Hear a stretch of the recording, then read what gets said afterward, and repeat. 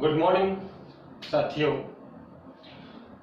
हम लोगों ने पिछली क्लास में अधिगम के ज्ञानात्मक क्षेत्र के जो सिद्धांत हैं उनमें सामाजिक कौशल अधिगम का सिद्धांत पढ़ा था।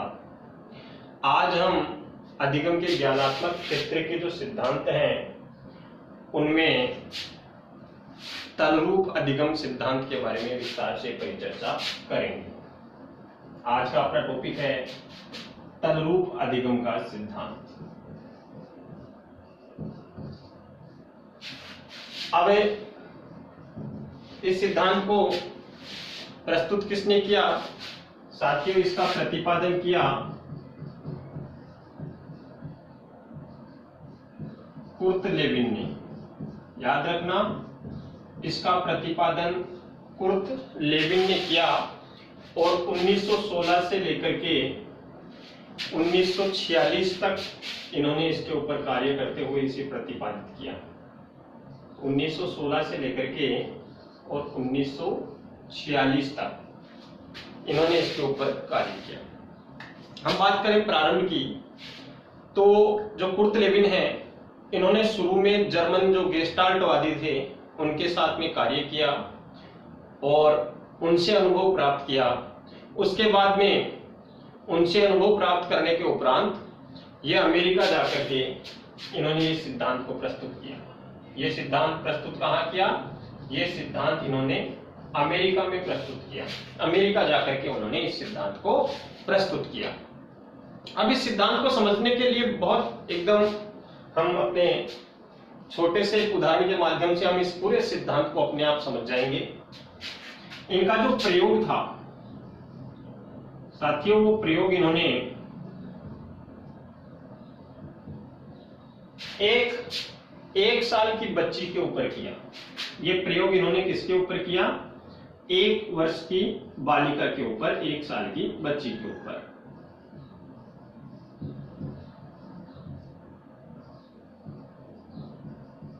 इस प्रयोग को हम अपने घरों में आज भी देख सकते हैं।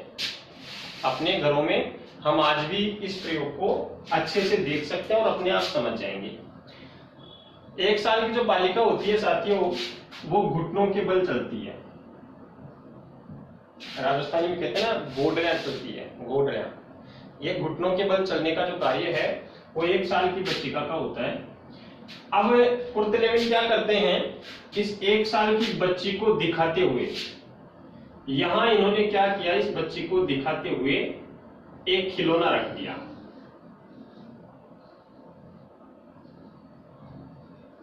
ये एक खिलौना इस बच्ची को दिखाते हुए रख दिया। यहां ये बच्ची है और इससे थोड़ी दूरी के ऊपर उन्होंने एक खिलौना इस बच्ची को दिखाते हुए रख दिया। अब होता क्या है, ये बच्ची इस खिलौने को प्राप्त करने के लिए आ रही है। जब कुर्ट लेविन ने देखा कि ये बच्ची ऐसे आकर के इस खिलौने के पास पहुंचने वाली है, तो इन्होंने इस बच्ची के रास्ते में एक बाधा उत्पन्न कर दी, एक बैरियर लगा दिया। परिणाम क्या हुआ? ये बच्ची रास्ता बदल के इधर से जाने की कोशिश करती है। तो कुर्ट लेविन ने क्या किया, यहां भी एक बैरियर लगा दिया, यानी बच्ची के सामने बाधा उत्पन्न कर दी। जब ये बाधा उत्पन्न कर दी तो बच्ची फिर अपना रास्ता चेंज करके इधर से जाने की कोशिश करती है। तो कुर्ट लेविन ने यहां पर भी एक बैरियर लगा दिया। बच्ची ऐसे आएगी, इधर से प्राप्त करने की कोशिश करती है, तो कुर्ट लेविन ने यहां पर एक बैरियर लगा दिया और एक बैरियर यहां पे लगा दिया। यहां नहीं लगाया। ये बच्ची आती है, इधर से जाके देखती है इधर भी बैरियर है, वो फिर आगे आती है, यहां देखती है यहां भी बैरियर है, फिर भी हार नहीं मानती और आकर के इस रास्ते से जाकर के इस खिलौने को प्राप्त कर लेती है। तो इससे वो क्या होती है, इस खिलौने को प्राप्त करके बहुत प्रसन्न होती है। देखने वाली बात यह है, आज भी हम इस प्रयोग को अपने घर में कर सकते हैं। अपने छोटे बच्चे जो घर में होते हैं उनको आज भी हम इस प्रयोग के माध्यम से इस सिद्धांत को अच्छे से समझ सकते हैं। ये जो 1 साल की बालिका है, ये तब तक हार नहीं मानती है जब तक कि इसने खिलौने को प्राप्त नहीं कर लिया। और जैसे ही इसने खिलौने को प्राप्त किया, ये साथियों बड़ी प्रसन्न होती है। इस प्रयोग को आधार बना करके, इस आधार पर जो कुर्ट लेविन है, उन्होंने जो स्पष्ट किया अपना सिद्धांत, उसमें उन्होंने क्या कहा? इन्होंने कहा कि हमारा जो ये सामाजिक वातावरण है, जिस समाज में हम लोग रहते हैं, हमें जिस प्रकार का परिवेश मिलता, जिस प्रकार की परिस्थितियों में समाज में एक व्यक्ति रहता है, तो सामाजिक वातावरण के धरातल के ऊपर व्यक्ति के सामने कई प्रकार की बाधाएं उत्पन्न होती हैं। और हम अपने निजी जीवन में देखते हैं, हमारे सामने ऐसी परिस्थितियां होती हैं, ऐसी समस्याएं उत्पन्न हो जाती हैं कि हमारा आगे बढ़ना मुश्किल होता है। लेकिन व्यक्ति को इन परिस्थितियों से, इन बाधाओं से कभी भी हार नहीं माननी चाहिए, घबराना नहीं चाहिए, बल्कि ये जो बाधाएं हमारे मार्ग में आती हैं, हमारी सफलता के बीच में जो रुकावटें आती हैं, इन रुकावटों का हमें सामना करते रहना चाहिए और सामना करते हुए आगे बढ़ना चाहिए। इसी को कुर्ट लेविन ने जीवन का विस्तार कहा है। यही जीवन का विस्तार है। बड़ा छोटा सा उदाहरण है, एक बार फिर से इसको समझते हैं। ये जो तलरूप अधिगम का सिद्धांत है, ये कुर्ट लेविन ने प्रस्तुत किया। शुरू में कुर्ट लेविन जो है वो जर्मन के गेस्टाल्टवादी जो हैं उनसे प्रभावित थे, उनके साथ कार्य किया, उनके साथ कार्य करते हुए इन्होंने अनुभव प्राप्त किया। उसके बाद में ये अमेरिका चले गए और वहां जाकर के 1916 से लेकर 1946 के बीच में इन्होंने तलरूप अधिगम का सिद्धांत प्रस्तुत किया। इस सिद्धांत के माध्यम से इन्होंने केवल ये बताने का प्रयास किया है कि हम जिस वातावरण में रहते हैं, जिस समाज में रहते हैं, उस समाज में हमारे आगे बढ़ने के मार्ग में बहुत सारी बाधाएं उत्पन्न होती हैं, कई प्रकार की बाधाएं उत्पन्न होती रहती हैं। हमें कभी भी इन बाधाओं से हार नहीं माननी चाहिए, घबराना नहीं चाहिए, बल्कि हमें इन बाधाओं का सामना करते हुए, इन बाधाओं का मुकाबला करते हुए हमें आगे बढ़ते रहना चाहिए। ये तलरूप सिद्धांत में इन्होंने स्पष्ट किया है। और इसको स्पष्ट करने के लिए उन्होंने जो प्रयोग किया, वो प्रयोग एक साल की बच्ची के ऊपर किया जो घुटनों के बल चलती थी।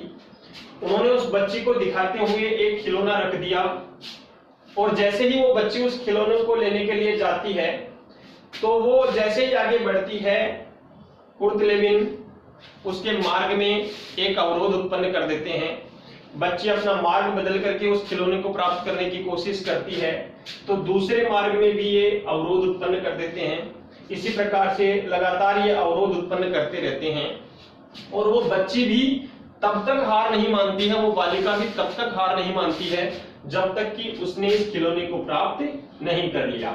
और जब व्यक्ति बड़ी मेहनत करता है, समस्त बाधाओं को दूर करते हुए अगर वह सफलता को प्राप्त करता है, जैसा कि इस बालिका ने किया, सारे जो अवरोध रास्ते में आए, उन अवरोधों को पार करते हुए जैसे ही इसने खिलौने को प्राप्त किया, इसको बड़ी प्रसन्नता हुई।